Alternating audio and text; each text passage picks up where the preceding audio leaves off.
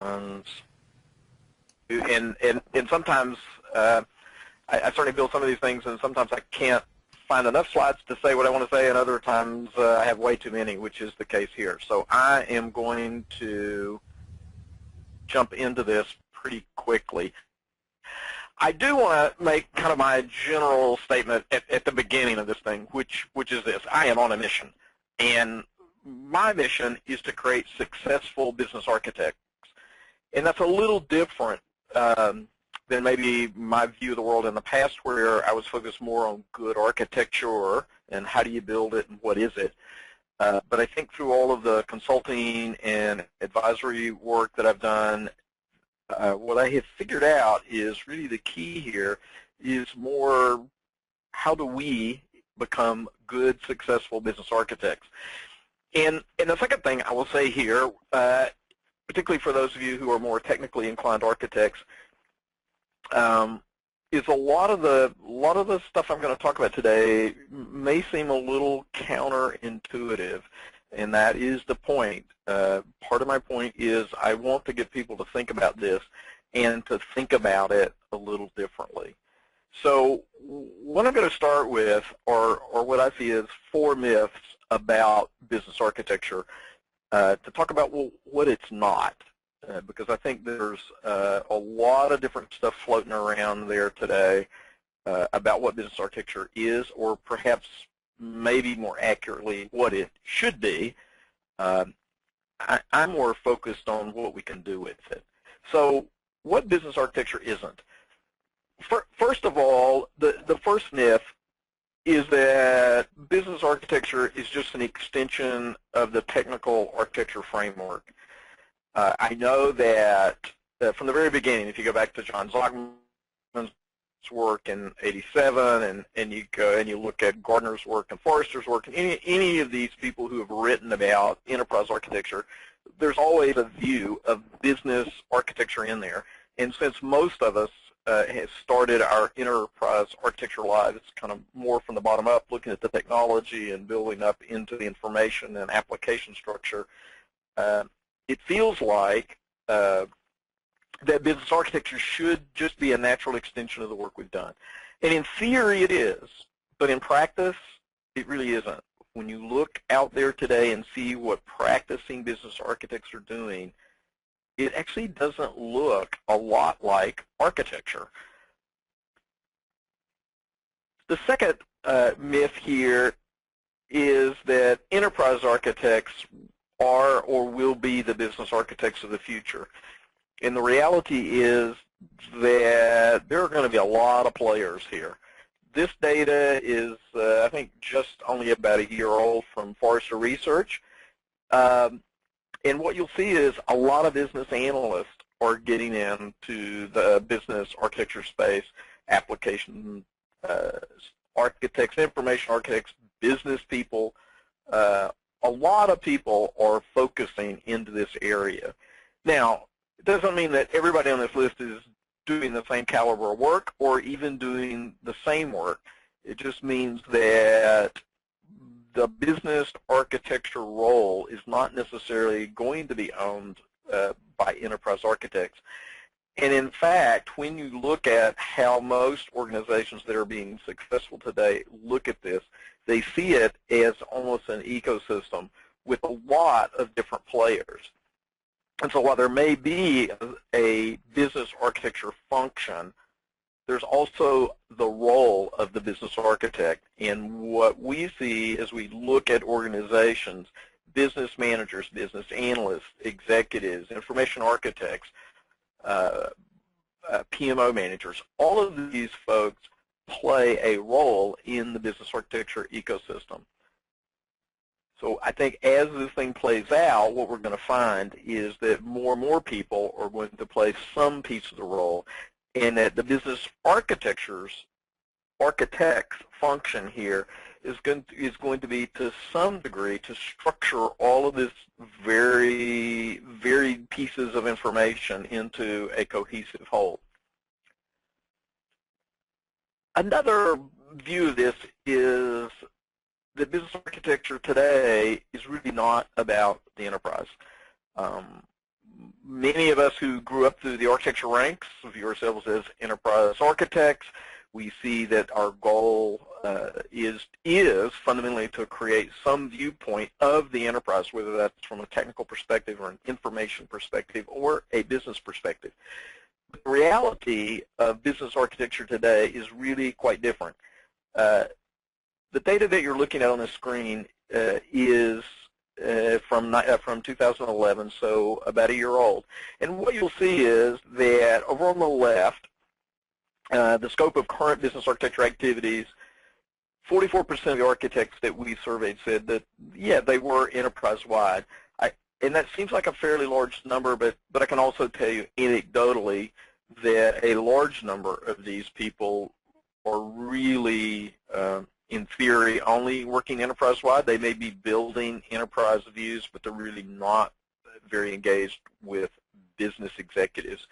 When you look on the right, the second part of the question in this survey was, well, where do you want to be? And you'll see that almost double, 81% of the people wanted to be enterprise-wide.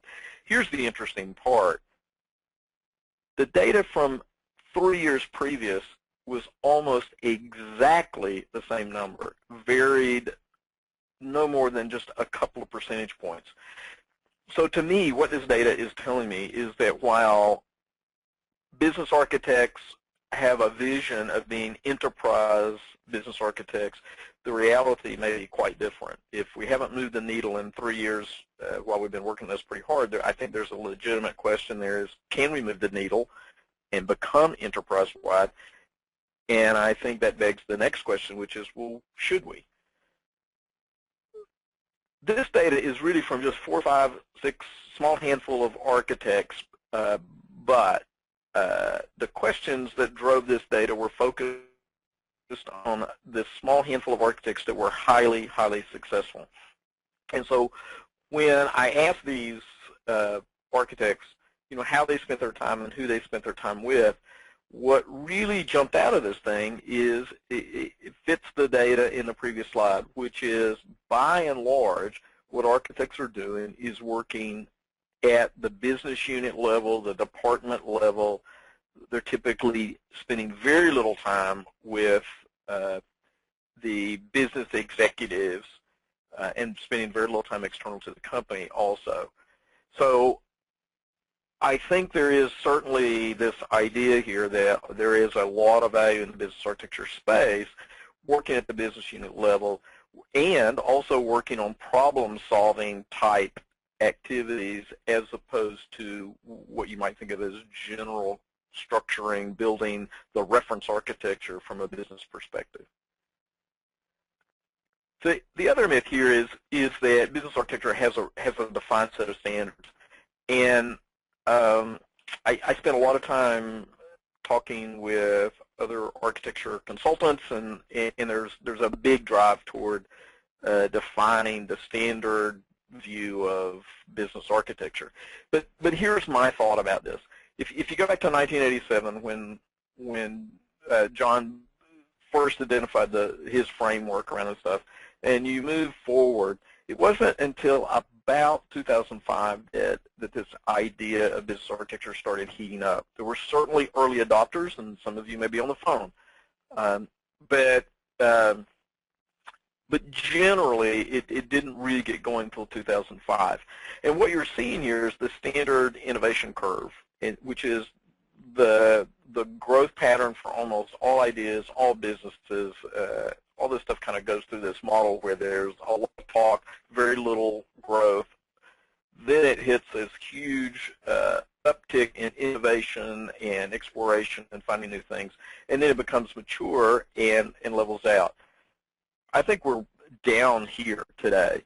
We're down in that experimentation, new idea place. And what we're going to see is a lot of contradictions.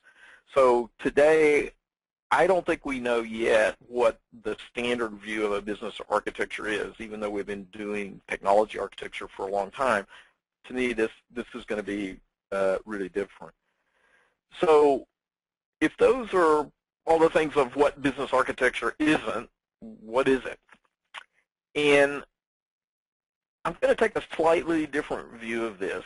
As I started thinking about business architecture and thinking about what business architects do and what they produce, the problems they solve and all that, I tried to get to what I think of as the real essence of the problem that business architects need to solve. And here's the way I describe that problem. Executives in your company have ideas. They create strategies. They create goals. I tend to lump all of that into the idea of strategic intent. And as they are working out those goals, they talk with their staff, maybe a few other people in the company, but fundamentally there's a group of people at the strategy table, if you will, that are all talking with the executive, with the CEO or the group executives about this. But the very first thing that happens in that process is we get this loss of strategy cohesion. So just listen to this for just a second. It's a little hard to explain, but as this stuff is being talked about, what happens is the people at the table have slightly different versions of what's being said. It's not like somebody in the room coughed or a phone rang and everybody missed the CEO's statement about some part of the strategy. What's really happening is everybody is just reinterpreting it slightly to fit their view of the world. So what happens is and I'm using as an example here 5%.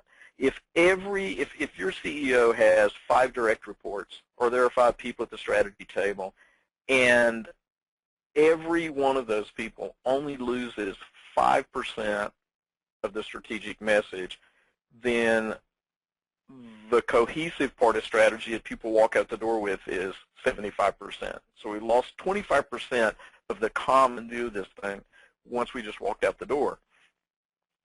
The next part to this model is really where the bad stuff starts happening, which is as every manager walks out of that discussion and they go to their staff to talk about what they need to do to support that strategy, it begins to diffuse.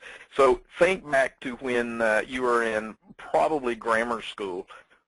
We played a game called Whispers, where the teacher whispers in a student's ear some statement, and they whisper to the student behind them, and they whisper to the student behind them, and it goes all the way around the room, and then it comes out at the other end, and the teacher says, okay, what did you hear? And the two versions are wildly different, and everybody laughs, and it's really funny. That's okay at school, but when we get into the corporate world, what we see is this huge loss of fidelity, so that as the strategy translates down through the organization, everyone is reinterpreting again, kind of in their own image, to do the part of the strategy that they think that fits their model and that they think supports the original statements from the CEO. So what happens is, by the time we get down to near the bottom of the organization, where people really do work, where projects happen, where people make decisions on day-to-day things and what technologies we're going to use and what processes we're going to use, we're down to a very low coefficient of strategic effectiveness, where in fact everybody's working really hard, doing lots of good work, but they're not working on the right things. And if you have done any work in enterprise architecture or technology architecture, you have seen this time and time again, where one organization wants to do it one way, one organization wants to do it another way. Oh yeah, we want to use Oracle. No, we want to use SAP. We want to use this, that. Well, all of that is driven because they all have a slightly different view of what the strategy is. Now, this is a nice little theoretical model about how this works, but in fact, there's some really interesting research that came out of Harvard Business Review 2 years ago. They surveyed over 1,000 executives, and out of those 1,000 executives, only 37% said their companies were really good or excellent at strategy execution. So do a little math here. If 37% say their companies are very good at it, then that means 63% think they're average or worse. And the other part of that research that was pretty interesting was that only 23% blamed external conditions like the economy as being a major factor. They all saw it as an internal problem, that they felt like they had good strategy, but they could not get the organization to execute it effectively. So to me, this is the core essence of what the business architect's job is. It is to get the strategic intent of the company executed faithfully, so that when we do get down to the bottom of the organization, we've got coordinated, synergistic, cohesive action, and which would be great for those of us who have been in the technical architecture space, because we continue to try to solve this problem after it's already rolled downhill through multiple layers of the organization, and it's very hard to push the solution back up. So what do business architects do? Well, to me, there's four big things that they try to accomplish. One is what we've been talking about, effective strategy. So that means creating a clear, direct linkage between executive intent and what happens on the floor of the company. To create effective investments, which really come from having effective strategy, which means that we've got a structured way to look at the strategy and to make investments that help move those strategies forward. To create effective operations, so that what we are doing is looking across the organization to make sure that we are coordinating the implementation of those investments. But also to create new insights and perspectives. So it's not just about building the models of how the organization works. It's not just about linking things together. It's also about looking at the organization differently, through a different set of lens, through combining different things to encourage new thinking about how value can be created. And in terms of what makes for a good architecture, so if you look at this is what they do, so what are attributes of a good business architecture? I have four here. I have a whole bunch of others, but I think these are the four major ones, which, first of all, business architecture focuses on what the business needs to do rather than how. And I think 9 out of 10 business architects that I have talked with over the last 5 years would agree with that statement. Now, we'll all argue over where in the diagram it shifts from what to how. So I can certainly talk about process development, for example, and I can talk about supply chains and value streams and business models. And mostly people will agree that, yep, that's more about what we do than how we do it. But somewhere, as I continue to move down through deeper and deeper layers of process development, for example, at some point I really begin to talk about how we do it as opposed to what we do. But a big key is focusing on what we need to do.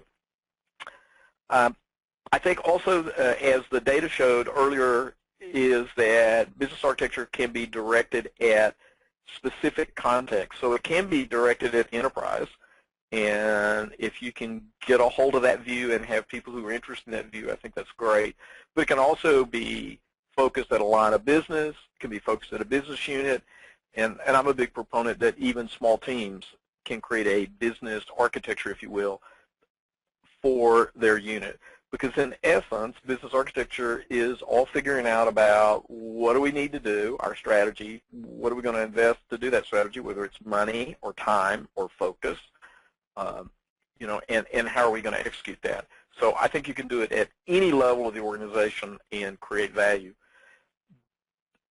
Business architecture should resonate with what I call the business thinkers, not just the CEO and the other top executives, but the P&L owners, strategists, product planners, the people who are making the major decisions around what the company is going to do. I think that the core element of a successful business architecture is that it resonates with that group. And I think that sometimes this is a struggle for business architects, because they have a model, they have a framework or some type of model that they want to promote, and it won't resonate with the business, and they're having they often have a very difficult time giving up that model. So I think at the end of the day, business architecture is not about an elegant framework or a highly cohesive model of the organization. It's really figuring out what are the views of the organization that the business thinkers resonate with and can use. And the other part that I typically tell, particularly architects around this, is that it's information rich and data light. Those same business thinkers don't want to see a lot of data. What they want to know is, what's the important part here? What's the aha? What's the perspective? What's the new insight? What's the new goal that I need? They really don't want to have to sift through a ton of data. They don't want to see all of the background work. So from a business architecture perspective, maybe we as the architects go deal with a lot of data, but at the end of the day, the way we present it, the way we structure it, is really more about the pertinent information that people need to run the business. So if you start thinking about all of those things, about what business architecture is, what business architects do, we've kind of come up with this model around strategy to execution management. And if you think about this, this is really kind of an interesting position. Most companies can define their processes. So in your company, you can probably define the order-to-cash process. You can certainly define the prospect-to-customer process. If you're a product company, you probably have a process that says, here's how we get from a concept or an innovation or an innovative idea into a product. All of these processes are fairly well defined. Some of them are managed in great detail. The process that almost no company has is this strategy to execution process. The process that says, if this is what our strategic intent is, how do we manage that down through the organization? And while I don't think this is the totality of what a business architect does, I do believe that there is a process view here, in that business architects can add a lot of value in their company by helping manage the strategy to execution process and clarify the steps so that as we move down and across the organization, we don't have that huge loss of fidelity to the original strategic intent. And so what this process would look like is, if you were looking at this as a value stream, the first step of the value stream would be clarifying strategy. So it's not creating strategy. It's fundamentally listening to business executives, business leaders, planners, strategists to understand what do they really mean and help translate that for the rest of us in the organization. Then it's identifying capabilities that you need to execute that strategy. And those capabilities can be people, process, technologies, assets of any kind. Assessing those capabilities to figure out, well, can we execute these strategies or not? Or do we need to enhance our capabilities? And once we understand the gaps that we have, fund those, fund those. And you can kind of think of that as managing a portfolio of strategy-enabling projects. And then a method to assess our progress against our strategies. So to me, this is a core element of business architecture. As I've talked to business architects and particularly enterprise architects who want to be business architects, I've realized that there is a huge difference in the way they think about the world. And I think that shifting the way we think about architecture is going to be a critical factor in our success as business architects. So to be very clear, there are very few what I would consider successful business architects out there.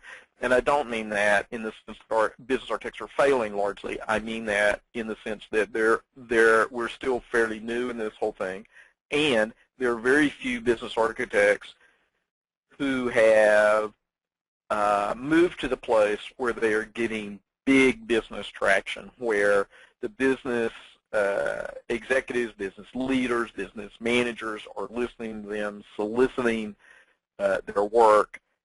And when I talk to that group, I start seeing different things than I do when I talk to the traditional enterprise architecture groups.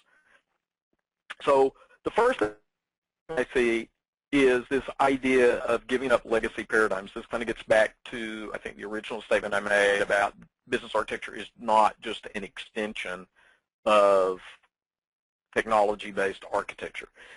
Because at the end of the day, if we want different results, we have got to act differently. And if we want to act differently, we've got to start thinking differently. And if we're going to think differently, we've got to start thinking about how we think.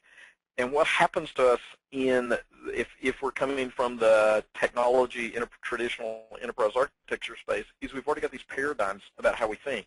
We've got these frameworks, we've got these models, we've got this paradigm of what architecture is and how you manage it. And that worked really well in the technology space.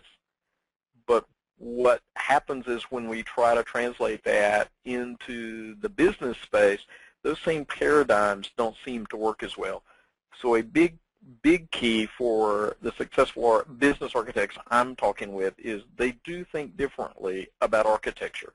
They are seeing it, they're giving up some of their original paradigms of what an architecture is, and really starting with a green field to look at business architecture differently.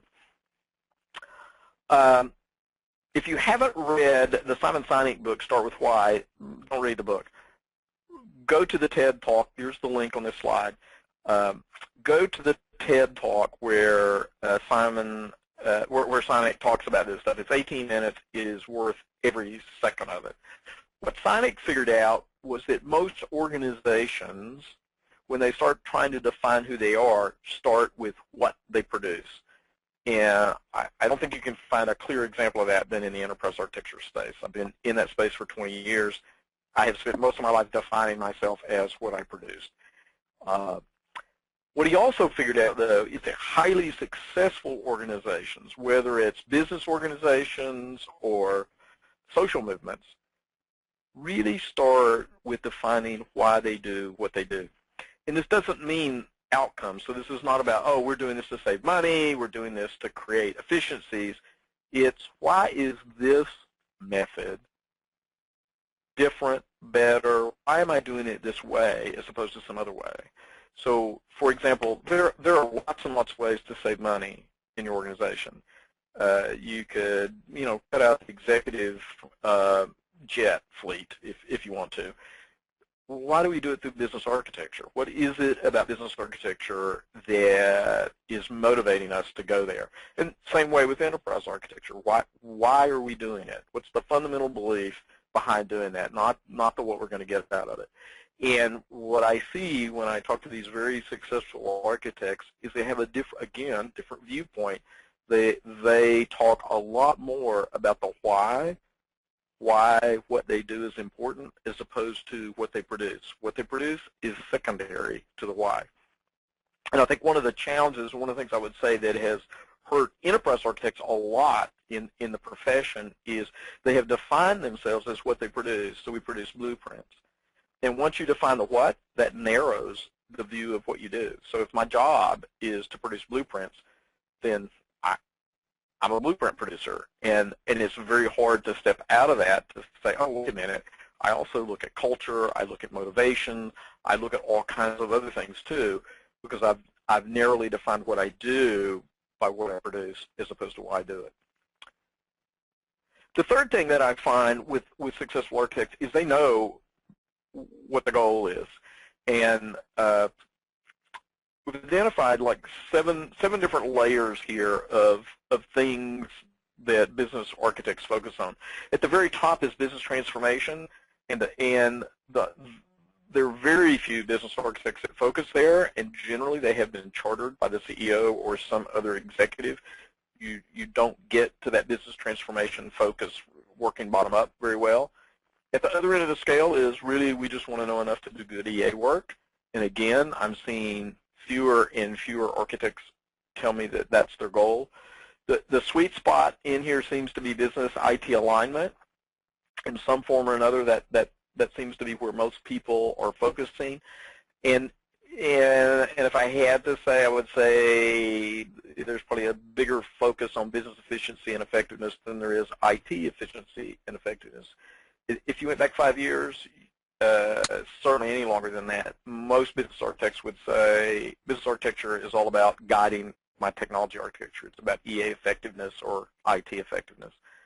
That model has shifted dramatically in 5 years, so that now people are looking much more about business effectiveness, business efficiency, business IT alignment. But the key here is know what your goal is. And it doesn't mean you have to pick one, but it does mean that you can't do all of this. And what you should probably figure out is what's the most important thing for me to do, or where can I get the most traction, where can I get the, have the most success, because that is clearly what the business architects that are being successful are doing. They're picking a place and they're working on it. Another thinking shift here is recognizing reality. What I have found, and this is also really interesting, in the technology space, there's a whole lot of talk about what should be. If you put a bunch of architects in a room, as I frequently do, you will hear a lot of talk about the way it should work. And so what's happening in this model is we know what is, we know what the world is today, we have this very large view of the way we want it to be, should be, I'll call that the idealized view of the world, but we don't do a lot of thinking about what reality is, what really can be. And that's really where the action is.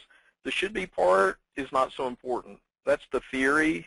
And I think that theory is really good stuff to understand. It's really good to have a lot of theory under your belt, but you have to translate that theory into what really can be. What can we do? So the real challenge here is to look at what is, and not what should be, but what can be. What can we really create given the world that we're in? And probably the biggest shift that I see between enterprise architects and business architects is this one.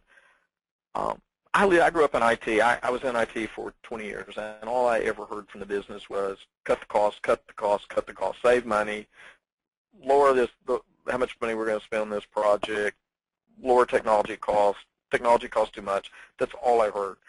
So if you've been in IT all your life, what you think is the business is really concerned with expense reduction. And that's good, but it's really not where their interest is. Once you jump out of IT and start talking to business leaders, what you find is they spend very little time talking about expense reduction and lots of time talking about new customers, new products, how do we drive new revenue. And so I think of this as opportunity focused as opposed to efficiency focused. There's efficiencies to be gained. That's not bad to create efficiencies. But if you really want to resonate with business leaders, if you really want to get their attention, what's going to do it is working on problems that generate revenue and growth. Because there are a lot of people in the company who can eke out 1 to 5% efficiency savings in a variety of places. So there are a lot of guys working on that problem, solving the bigger problems of how do I create more money, how do I create more customers, how do we create a longer living, more viable organization. Those are the harder problems, and those are the ones that the business leaders are really interested in. The other thing I've seen with business architects, and this is where I think the enterprise viewpoint comes in, if not working at the enterprise, but is this concept of solving the whole problem. Most of the problems that you're given on a day-to-day basis are symptoms. I mean, I get it every day. I'm a consultant. I talk with people all the time. They say, oh, yeah, here's my problem. Here's what it is. And generally, they're giving me a symptom. They don't really understand the problem. And if you want to be a good consultant, what you're able to do is translate that symptom into the underlying problem. But it doesn't stop there. To really be good at this stuff, you've got to understand the situation, in other words, what's happening locally, what's happening immediately, as well as the context. How did we get here, and what's going on? So a good example of this is when I was running an enterprise architecture team, We were working like almost everybody else on technology standards, and we saw this huge variability in the use of technology. That was a symptom. What was the problem? The problem was we didn't have a cohesive strategy about the use of IT in general. And what was the situation? Well, the situation was that we were a rapidly growing organization. And so people didn't want to take time to talk about strategy. And what was the context? We had a context where the business leaders had very little understanding of technology. At that particular point, none of them had any technology.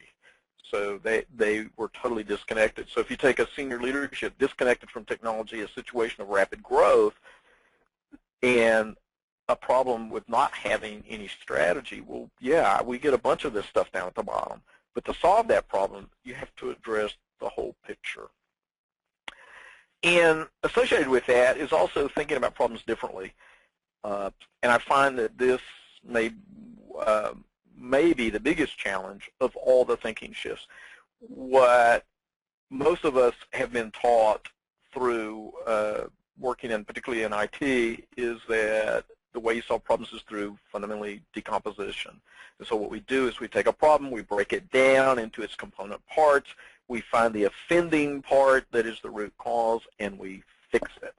And that is the model that we use to solve problems. And some business problems can be solved that way. But fundamentally, most of the really hard, complex business problems are solved in an opposite way. It's understanding the context, like we talked about in the previous slide.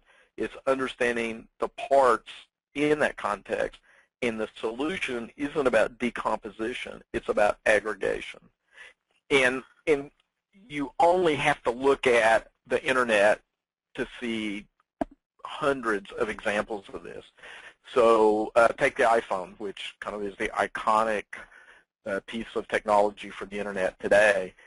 When the iPhone first came out, the response from almost all the technology guys that knew what was going on in the phone was, there's no new technology in here. It's all pieces and parts that we had.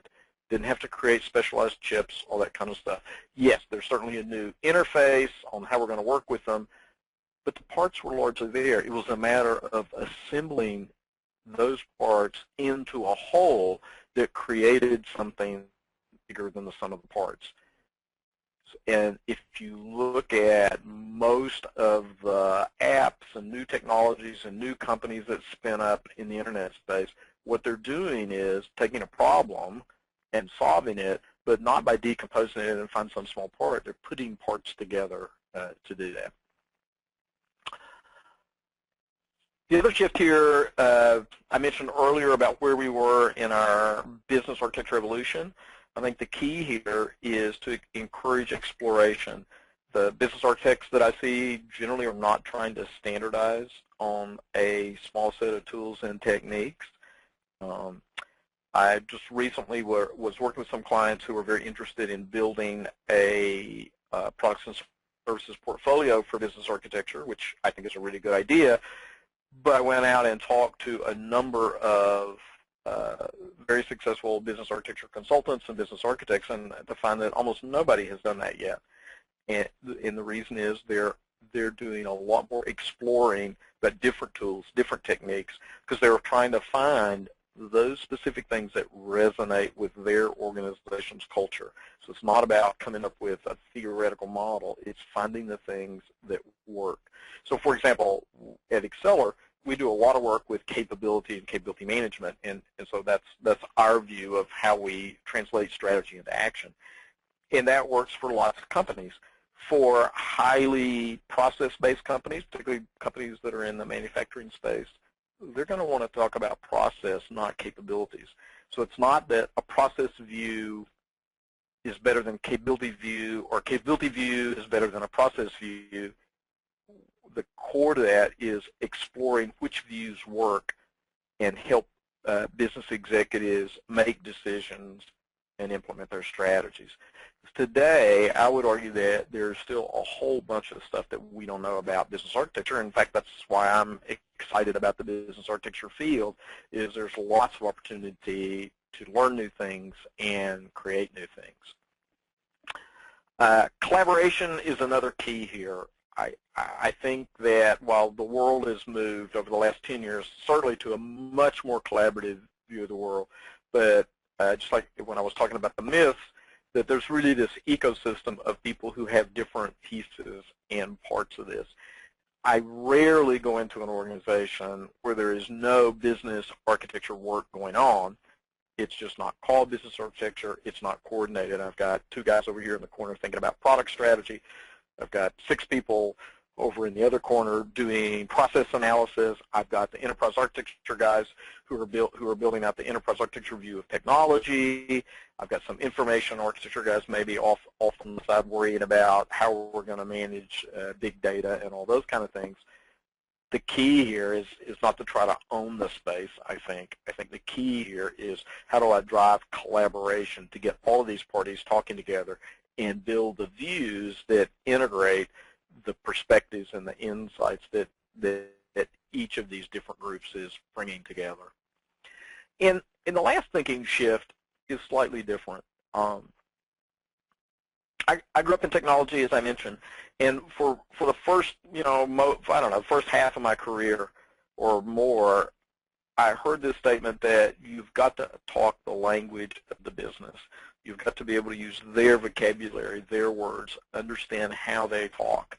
And that was pretty good advice, and I learned a lot of that, and that works okay. In fact, I remember doing an internet presentation with a bunch of business executives, and the deal I made with them, I put a jar out in front of the room, and I said, every time I say a word you don't understand, I'll put $1 in the jar, and you can donate it to charity. And it was a big challenge, by the way, to talk purely a business language.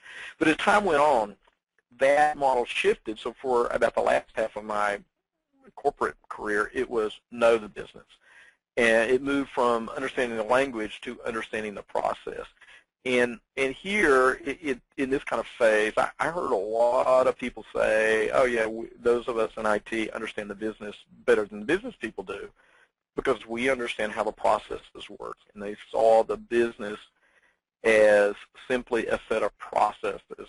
And true, the folks in IT typically understood those processes better than many in the business. But if you want to be a really good business architect, what you've got to do is not talk like the business or understand the detailed business processes. It's more about thinking like a business executive thinks.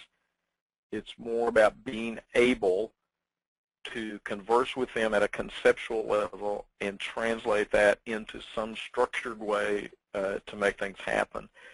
A quick example here is this, and we've all seen this, by the way. If I give a $10,000 decision to a typical IT manager, they will want all of the data regarding that decision to make it. So they'll need 80–90% of the data to make that decision. I can offer a $10 million decision to a business executive, and they will make that decision with about 40% of the data. And those of us in IT are kind of appalled at how can you do that without the data, and we actually think that's a bad thing. From a business perspective, that's a good thing, because what they're looking at is what's the minimum amount of data I need to make a good decision. It's not about knowing everything. It's about knowing the right thing. And that's just one way that business executives think differently. So I know I went through this pretty fast. My goal was to challenge the way you think about business architecture, as well as give you some good ideas about how to move toward being a good business architect. Really appreciate you attending the webinar today. A couple of places that you can contact with me, and I certainly hope you do. I'm happy to answer questions, engage in dialogue, any of that kind of stuff. Certainly want to encourage you, if you liked what you heard today, to follow the blog, The Business Architect.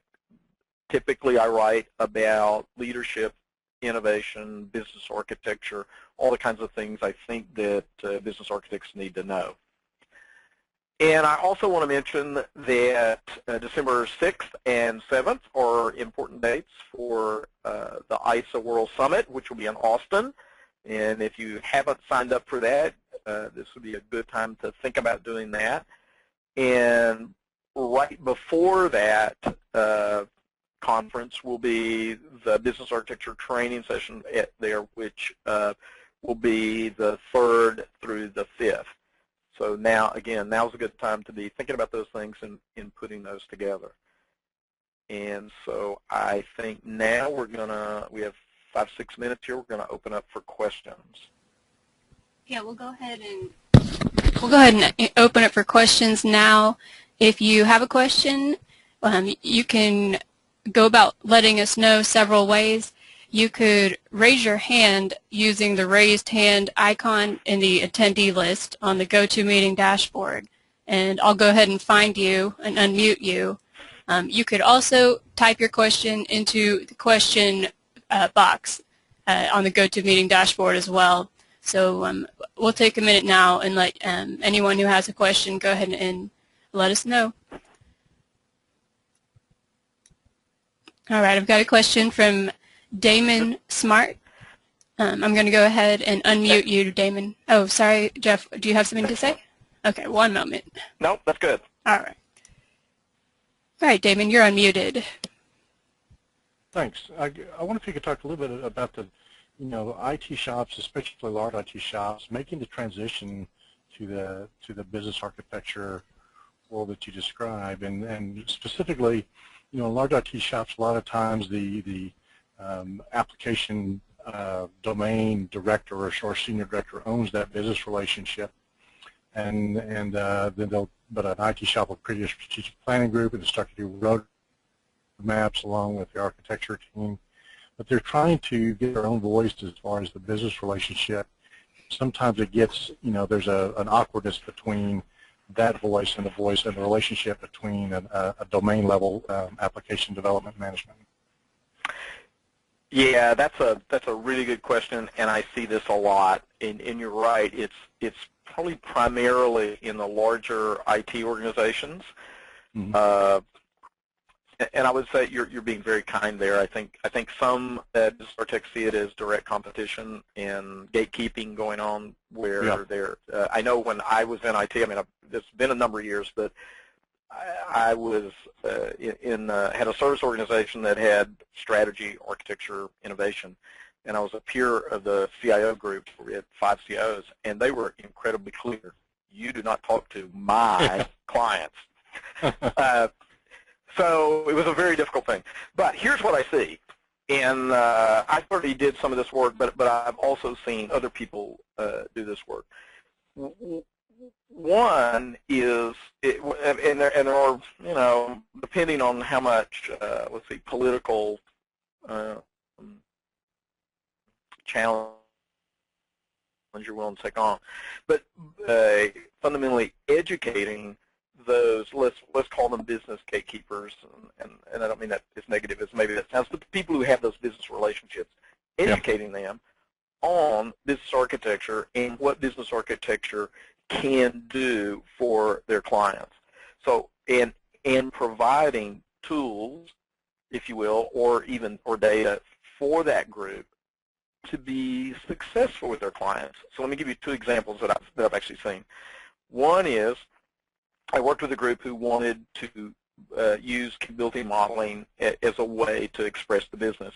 And the way they did it was they went to each of these business relationship managers, and they were, in this case, in the application development world, and created they had noodled out what they thought was the best view of a capability model